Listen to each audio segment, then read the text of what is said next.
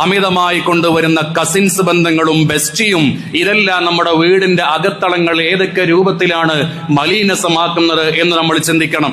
അമിതമായി കൊണ്ടിരിക്കുന്ന cousins ബന്ധങ്ങളാണ്, family ട്രെൻഡുകളാണ്, ബെസ്റ്റിയും പൂക്കിയുമെല്ലാം ഇന്ന് അരങ്ങ് തകർക്കുന്ന സമയത്ത് നമ്മുടെ മക്കൾ നമ്മുടേതെല്ലായി മാറാൻ അതിവിദൂരമായ സമയമൊന്നും വേണ്ട എന്ന് നമ്മൾ മനസ്സിലാക്കണം.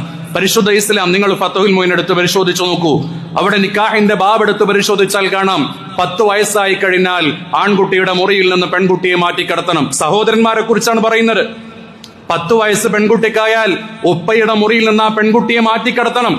10 വയസ്സ് ആൺകുട്ടിക്കായാൽ ഉമ്മയുടെ മുറിയിൽ നിന്ന് ആ കുട്ടിയെ മാറ്റിക്കടത്തണം എന്ന് പറയുന്നുണ്ടെങ്കിൽ അതിന്റെ പിന്നിലെ താല്പര്യം എന്താണ്?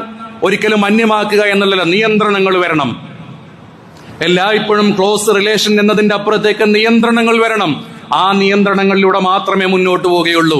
ഇന്നെല്ലാം ഹലാലായി പോയി, എല്ലാവരും കസിൻസുകളായി, ഒരുമിച്ചുള്ള കിടത്തങ്ങൾ, ഒരുമിച്ചുള്ള യാത്രകളെല്ലാമായി. പറയുന്ന സമയത്ത് തന്ത വൈബായി പോയി. അതാണ് ഞാൻ പറഞ്ഞത്, പുതിയ കാലത്ത് അല്പം തന്ത വൈബൊക്കെ നല്ലതാണ്. നിയന്ത്രണങ്ങൾ കൊണ്ടുവരൽ നിർബന്ധമാണ്.